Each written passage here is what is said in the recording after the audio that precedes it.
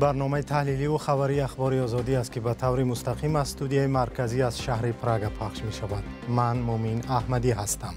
امروز 4 اپریل است. سرخط خبرها. رهبران کشورهای آسیای مرکزی و سران اتحاد اروپا در سمرقند رشد همکاری‌ها در آینده را بررسی کردند. بحث برای تعمیر مسجد سوخته در اسفره. مقامات میگویند تا سبب‌های سوختار معلوم نشود اجازه تعمیر آن را نمی‌دهند. زن تاجیک از آن نگران است که شوهرش عفو می‌شود. این مرد با تلاش آزار جنسی دختر نابالغش زندانی شده است. مادر مرد میگوید عیب‌نامه تهمت است. تا خواهر بیوه داره. اگر دست روز میکرد به خواهرش میکرد. روز 3 اپریل امامعلی رحمان پرزیدنت تاجیکستان برای شرکت در ملاقات رهبران کشورهای آسیای مرکزی با اتحاد اروپا به سمرقند رفت. امامعلی رحمان در صحبتش با رهبر اتحاد اروپا گفت که هدف دارند به بازار اروپا از تاجیکستان مال و محصولات صادر شود. او گفته است امیدوارند که دو جانب برای تجارت به هم امتیاز میدهند. در این نشست اعلان شده است که همکاری اتحاد اروپا با کشورهای آسیای مرکزی تا سطح استراتژی بالا خواهد رفت. همکارم براد یوسفی و ارشاد سلیمانی گزارش میدهند. آسیای مرکزی و اتحاد اروپا کارشریک استراتژی می شوند. در این باره سخنگوی پرزیدنت ازبکستان شیرزاد اسدوف در حاشیه ملاقات سران کشورهای آسیای مرکزی و اتحاد اروپا در شهر سمرقند معلومات داد. به قول او در پایان نشست رهبران اعلامیه سمرقند را امضا کردند که روابط کشورهای دو منطقه را تا سطح استراتژی بالا میبرد. نتیجه کلیدی سامیت قبول اعلامیه سمرقند می شود که راه را برای توسعه سازنده مکالمه میان آسیای مرکزی و اتحاد اروپا باز نموده میزان همکاری ها را تا حد کارشریکی استراتژی بالا میبرد. در پیشاروی نشست رهبران آسیای مرکزی از جمله امامعلی رحمان رئیس جمهوری تاجیکستان با رهبر شورای اروپا آنتونیو کاشتا و رئیس کمیسیون اروپا اورسولا فون در لاین رشد همکاری‌ها در بخش تجارت، سرمایه‌گذاری، فناوری‌های نو و انرژی سبز را بررسی کردند. موافقه حاصل شده است که در تاشکند اداره بانک سرمایه‌گذاری اروپایی باز خواهد شد. شوکت میرزیویف رئیس جمهوری ازبکستان از یاری نهادهای سیاسی و اقتصادی اروپا توصیف کرده گفت 7-8 سال پیش هیچ زمینه‌ای برای همکاری‌ها میان کشورهای منطقه وجود نداشت. مرزها میان بعضی کشورهای علاهیده بسته بود. نه سودا بود و نه بارکشانی، نه تجارت و نه داد و گرفت‌های بشردوستانه. کارشناسان تاجیک با آینده این همکاری‌های منطقه‌ای نظری نیک دارند. سال 2022 اتحاد اروپا روسیه را گذاشته شریک دوم اقتصادی آسیای مرکزی شد و در 10 ساله 2012 و 2022 رقم اینوستر رقم 1 آسیای مرکزی شد. یعنی این دو طرف رابطه های استوار دارند در ساحه اقتصاد. در برابر دیگر رهبران آسیای مرکزی امامعلی رحمان رئیس جمهوری تاجیکستان در این نشست گفت که ما هدف داریم صادرات محصولات را به بازارهای اروپا از جمله توسط استفاده امتیازهای تجارتی به همدیگر باز هم گسترش دهیم. تلاش‌ها برای رشد همکاری با اتحاد اروپا در حالی است که روسیه و چین دو شریک اصلی سیاسی و اقتصادی آسیای مرکزی حضور گسترده در بخش‌های گوناگون منطقه دارند. البته حضور پررنگ اتحاد اروپا در آسیای مرکزی رقیبان ژئوپلیتیکی این اتحادیه را تا حدود نگران خواهد کرد.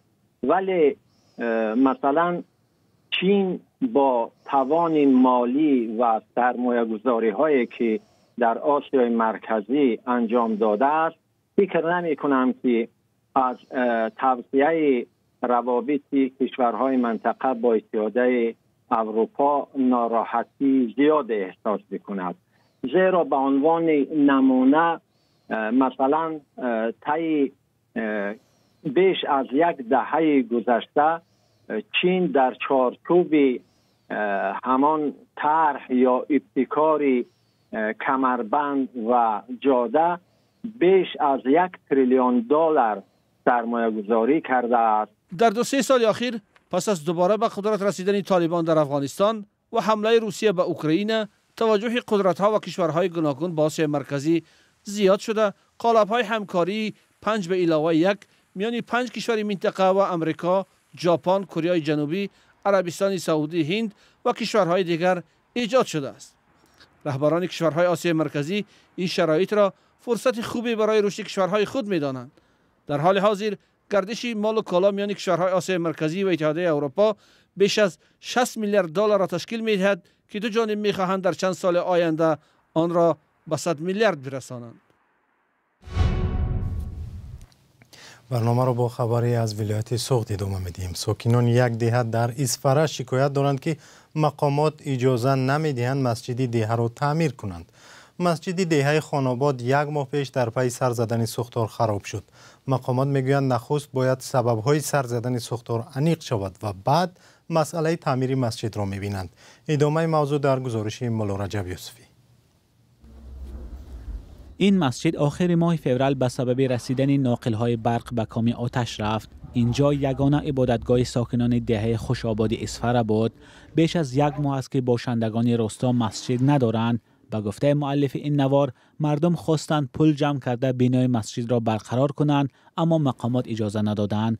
مقامات سبب را چنین شرح دادند: مقامات اجازه ندادن به آن خاطر حالی که خلاصه های به یک گرانه و سوختار خاموش کنی خلاصه هاشو پیشنهاد کنند، بعد این مسئله دیده میبرویم. گفته خلاصه سوختار خاموش کنی گرفته ما مقامات پیشنهاد میکنیم، مقامات بعد باید کمیته دین برای میکنن. کمیته دین که اجازه میتونه دستوری به های گرفته بعد تعمیر آغاز میشه. ما با خلاصه این های جمع کردن اکو خیر وقتی بود اکو مردم میگن که اجازه نداشت اکو این همش باروز که به یک کمیته دین میشه. مقامات شهر اسفره نمیگویند که خلاصه سنجش اداره آتش نشانی کی میرسد. ساکنان دهه شکایت دارند که از سبب نبودن عبادتگاه مجبورند برای ادای نماز به دهه های همسایه روند. کشورهای غربی و سازمانهای حامی حقوق مقامات تاجیکستان را برای محدود کردن آزادی‌های دینی تنقید می‌کنند. از جمله کمیسیون بین المللی امریکا در مورد آزادی‌های دینی ماه مارس گفت سال 2024 وضع آزادی‌های دینی در تاجیکستان نهایت بد شد.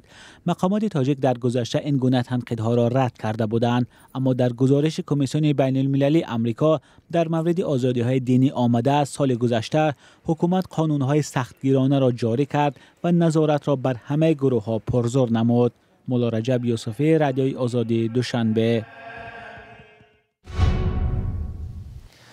یک ساکن دوشنبه ترس دارد که پرونده شوهر زندانیش را بازبینی کرده احتمال او را از زندان رها کنند. شوهر این زن با گمان آزار جنسی به دخترش که باعث خودکشی او شده است به 13 سال زندان محکوم شده است. نزدیکان مرد این را تهمت می‌دانند و تلاش دارند که دادگاه پرونده را بازبینی و او را رها کنند. تفصیلات بیشتر در گزارش زرانگیز نوروز شو. هر خستم با بچون ابخود کردند که یکی همین خیلی دخترم با پیشم گذشت توالت رفت، همین بین 5 منوت نگذشته عقبش رفتم که علاکه اسپید نکردم در بند شرفش گرفته و خچه در اونجا در دور اوخته. مفتونه روزی مرگ دختری 15 سالش را تصویر میکند. فاجعه تابستان سال 2024 رخ داد و همان روزی مصیبت پدری دختر را بازداشت کردند. به ادعای مادر مکنونه بنابر آزار جنسی از سوی پدر خود را کشته است. یه روز دخترکم گفت که اوچه من گفت سر میشوم، آتش گفت که نه بس پیش ایت من درام سر میشوم. درآمد حمام و در حمام پیش ای سرشوی در حمام کامera درگیرانده تلفن شد برآمد گشته گفت که نه بچه من نمیشوم خیلی تو درو گفته. بعد دخترم خیست درآمد گشته نفهمیده سرشوی سر میشود تنه اوریان 48 منوت باشه 46 منوت باشه سر میشود. پولنی دختره تماشا میکنه سیامکه میکنه. اول به نقل زن بعد تقریبا 12 روز پدر به دختر گفته است که بدن اوریان او را ثبت کرده است و با تهدید به فرزند خویش کوششی دست درازی میکند. گشته دخترک منو فریاد کرد. دخترم گفت که اوچه گفت همیخیل دادم گفت من همیخیل در تلفنش سیامکه کرده. بعد زاری و التجای مکنونه مادر تصمیم گرفت قضیه را آوازه نکند و با ترک خانه شوهر به دادگاه شکایت برد، اما فرصت نیافت چون 2 روز بعد از این صحبت با مادر دختر خودکشی کرده است. рустам бедимоғов падари макнунаро додгоҳи ноҳияи сино бо гуноҳи ҳаракатҳои бадахлоқона ба фарди ноболиғ ва ё ҳамон озори ҷинсӣ ва ба худкушӣ расонидани ӯ ба 13 соли зиндон маҳкум кард. вакили дифои падар дар аризаи шикоятӣ ба додгоҳ гуфтааст, зерҳимояаш худашро қисман айбдор медонад, аммо иттиҳоми кӯшиши дастдарозӣ ба духтарро беасос хондааст.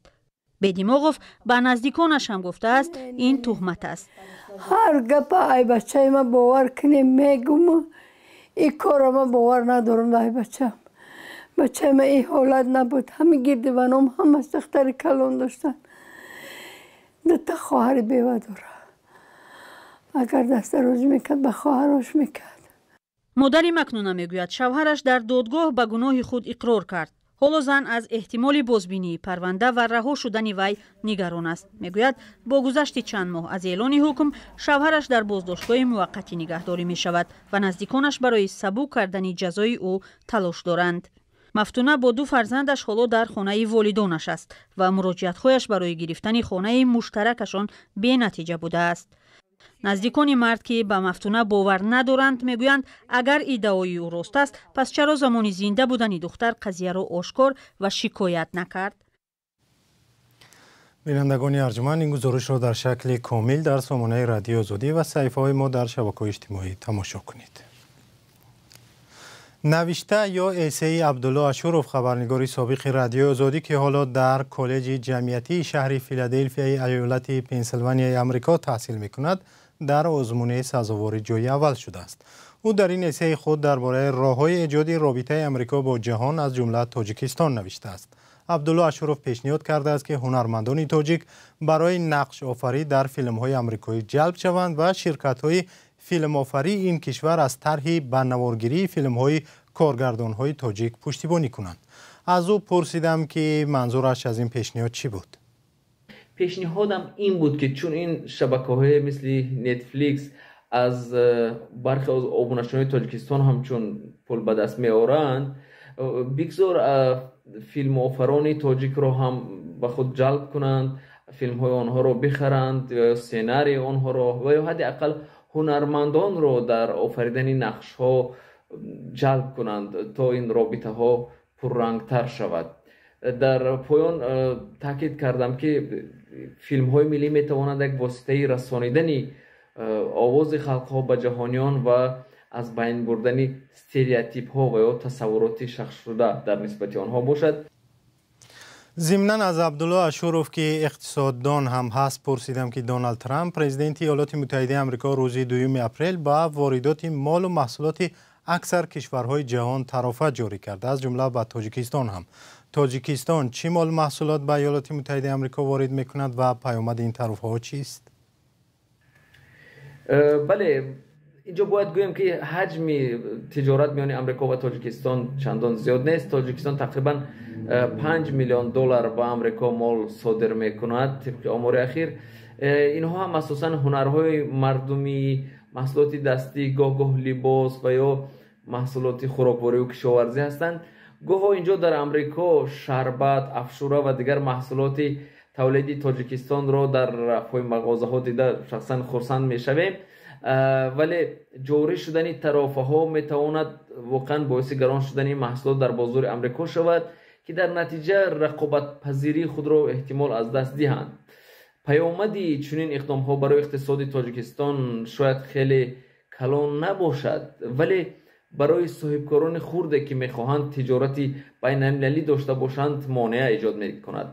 аз тарафи дигар ин метавонад таъсири рамзӣ ва ё сиёсӣ ҳам дошта бошад ки робитаҳои иқтисодии ду кишварро сартар кунад. сипос аз абдулло ашуров иқтисоддон ва хабарнигори собиқи радиои озодӣ ки аз Амрико бо мо суҳбат мекард. сипос ки моро ҳамроҳӣ кардед. хабарҳои аз ин бештарро дар сомонаи озодӣ.орг ва саҳифаҳои мо дар Facebook, Instagram, TikTok, Telegram ва YouTube X пайдо кунед. худо нигаҳдор.